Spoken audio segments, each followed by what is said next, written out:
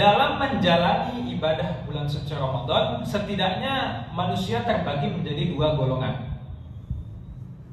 Yang pertama adalah orang-orang yang disebut sebagai faizin. Makanya kalau kita lebaran, kadang ada istilah minal aidina wal faizin. Maksudnya adalah semoga kita kembali menjadi orang yang kembali. Al-aid itu adalah orang yang kembali. Maksudnya adalah kembali fitrah.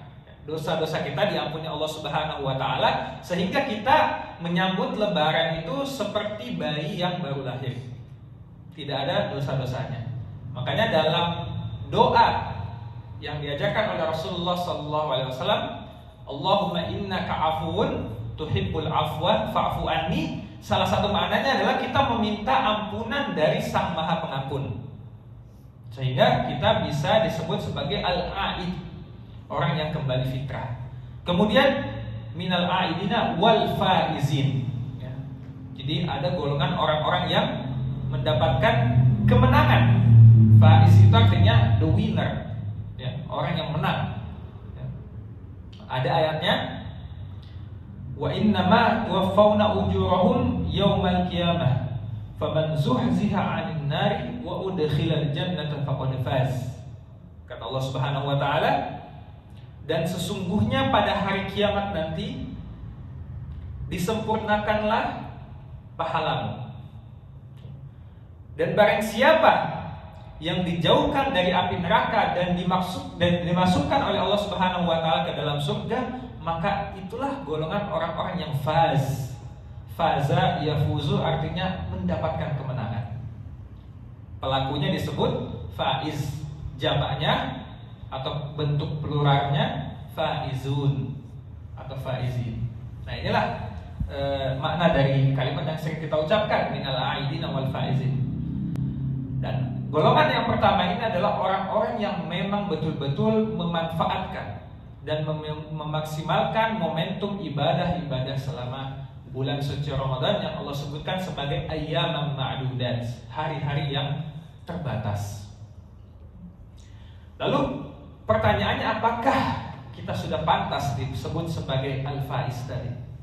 Sebagai golongan orang-orang yang faizin, yang mendapatkan kemenangan setelah 1 bulan beribadah, bertaqarrub, ya, melakukan amal-amal soleh, mendekatkan diri kepada Allah Subhanahu wa taala, sehingga ketika dia keluar dari madrasah Ramadan, dia menjadi pemenang.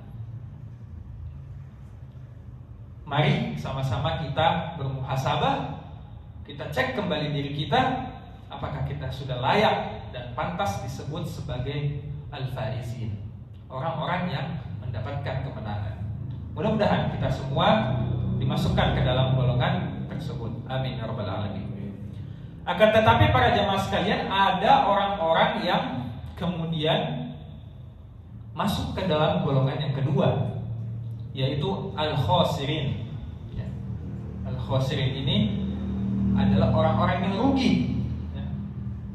Sebab apa? Bonus yang diberikan oleh Allah Subhanahu wa taala selama bulan Ramadan tidak bisa dia maksimalkan. Bayangkan betapa ruginya, Pak. Ya. Diskon besar-besaran, tapi kita kelewat. Coba kita kalau misalkan ada barang yang pengen banget kita beli, ya, sebut aja misalkan apa? Handphone, misalkan, ya. Ada handphone impian kita yang pengen banget kita beli. Ya. Tiba-tiba handphone itu diskon gede-gedean, ya. Diskon gede-gedean, dan kita ada uangnya gitu, cukup karena diskon gitu. Tadinya nggak cukup, tiba-tiba diskon gede-gedean, tapi kita nggak bisa beli HP itu, ya, kehabisan jatah misalkan, kehabisan kuota. Maka gimana perasaan kita? Ya Allah, rugi banget ya, udah diskon gede-gedean tapi nggak bisa saya beli.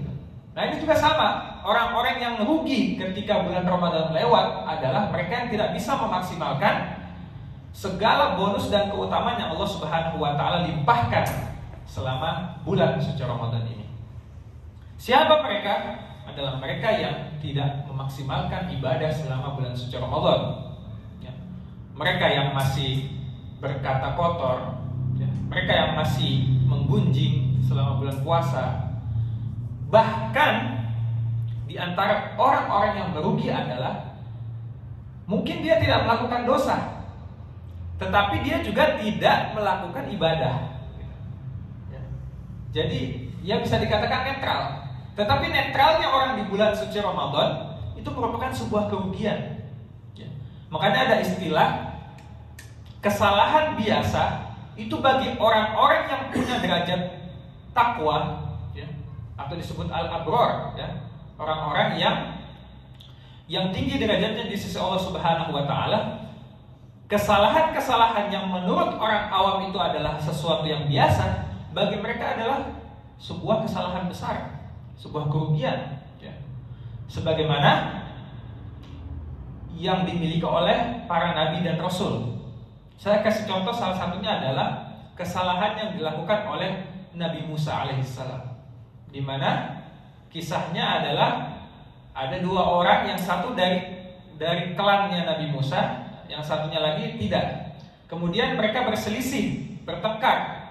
Akhirnya Nabi Musa yang datang, ya, merasa orang dari kaumnya ini perlu pertolongan. Kemudian tiba-tiba dia lerai dan dia pukul lawannya itu dengan niat untuk melerai. Tetapi tiba-tiba karena Nabi Musa ini adalah orang yang sangat kuat, ya, orang tersebut meninggal. Gak sengaja, gitu. Gak sengaja. Ketidaksengajaan adalah sesuatu yang dimaafkan, gitu.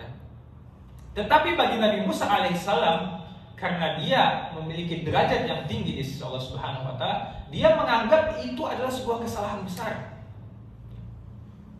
Nah, inilah salah satu ciri-ciri orang yang memiliki tingkat atau derajat yang tinggi di sisi Allah Subhanahu wa taala. Dosa-dosa kecil, ya, dosa-dosa yang sering disepelekan oleh orang-orang biasa, bagi dia adalah dosa yang tidak bisa disepelekan sedikit pun.